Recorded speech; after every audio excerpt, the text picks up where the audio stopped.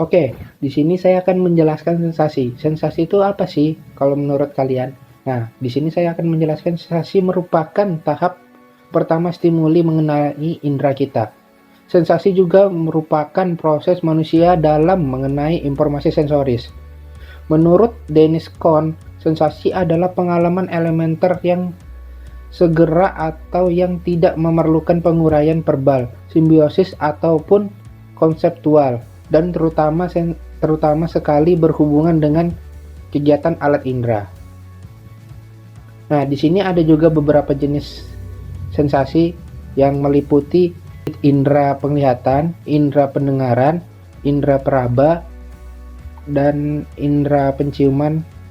Yang terakhir adalah indera pengecap.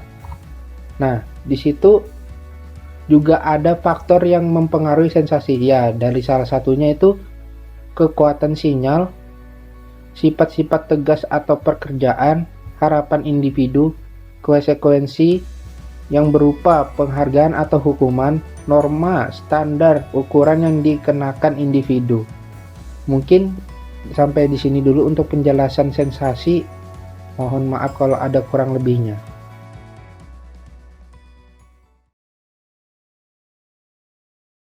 Persepsi. Apa itu persepsi? Persepsi adalah bagaimana kita memproses suatu informasi yang kita terima dari indera sensori kita. Persepsi melibatkan dua aspek. Yang pertama aspek eksternal, kemudian aspek internal. Aspek eksternal. Apa itu aspek eksternal?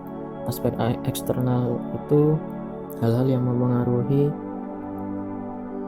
pemahaman kita terhadap objek yang dipersepsi, yang datangnya itu dari luar diri kita, seperti objek itu sendiri yang kita persepsi, lingkungan, atau ada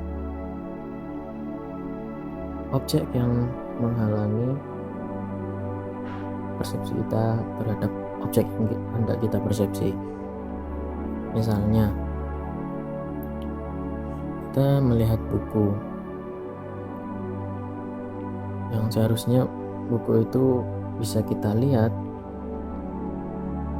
tapi karena ada tangan teman kita yang menutupi objek buku tersebut, kita jadi terganggu persepsi kita terhadap objek buku tersebut. Nah, kemudian aspek internal. Aspek internal itu hal-hal yang mempengaruhi persepsi namun datangnya dari diri kita sendiri. Contohnya kondisi psikologis kita, kemudian pemahaman kita, ya pengalaman, terus alat indera kita, kemudian bisa syaraf kita. Nah, misal kita alat inderanya rusak, mohon maaf nih, naudzubillah, mata kita misal jadi minus, ya seperti saya minus. Nah, ketika kita melihat orang misalnya dari jauhan, itu siapa nih? Kan kita nggak tahu tuh, karena mata kita minus, kita kira itu orang lain. Nah, itu kan mempengaruhi persepsi kita, yang ternyata setelah dekat ternyata orang tersebut adalah teman kita.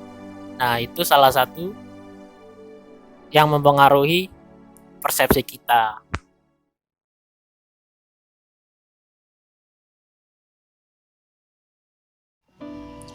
Atensi merupakan proses awal menuju pada sebuah konsentrasi, sehingga tidak akan terjadi konsentrasi tanpa perhatian terlebih dahulu. Menurut Parkin, atensi atau perhatian merupakan konsep multidimensional yang digunakan untuk menggambarkan perbedaan ciri-ciri dan cara-cara merespon dalam sistem kognitif. Dalam hal ini, atensi diibaratkan sebagai filter yang akan menyaring semua informasi pada titik-titik yang berbeda dalam proses persepsi. Atensi selalu berbentuk kesadaran aktif. Macam-macam atensi ialah, jika dilihat dari segi timbulnya atensi, terdapat spontan dan tidak spontan. Spontan maksudnya ialah perhatian yang timbul dengan sendirinya karena spontan, sedangkan yang tidak spontan, perhatian yang timbul dengan sengaja. Kemudian dari segi banyaknya objek yang dicakup, ada konsentratif dan distributif. Konsentratif ialah perhatian yang dilakukan pada individu pada suatu waktu dan hanya dapat memperhatikan sedikit objek. Distributif, perhatian yang dilakukan pada individu pada suatu waktu dan dapat memperhatikan banyak objek sekaligus. Jika dilihat dari segi fluktuasi, ada statik dan dinamik. Statik ialah perhatian yang tertuju pada objek tertentu, sedangkan dinamik, perhatian pada individu pada suatu saat tertentu dapat dengan memudahkan perhatiannya secara lincah dari suatu objek ke objek lain. Kemudian faktor-faktor yang mempengaruhi atensi, ada internal, eksternal, dan ada faktor yang lain. Kemudian cara untuk meningkatkan atensi ialah menaikkan atau menarik nafas dalam-dalam dengan tujuan untuk memberikan ketenangan.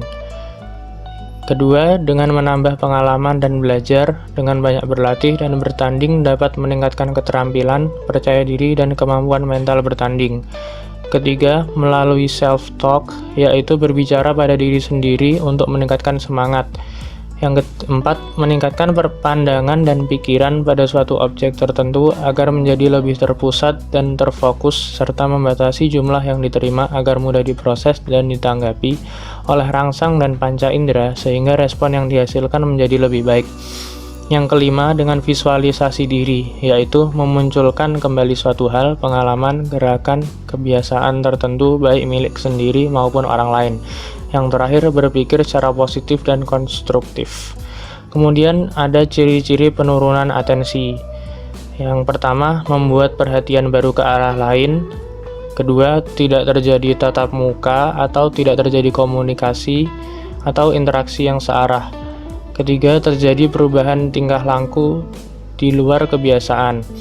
Keempat, dalam olahraga koordinasi, keterampilan dan kemampuan mengalami penurunan. Yang kelima, terjadi kelelahan fisik atau psikologis.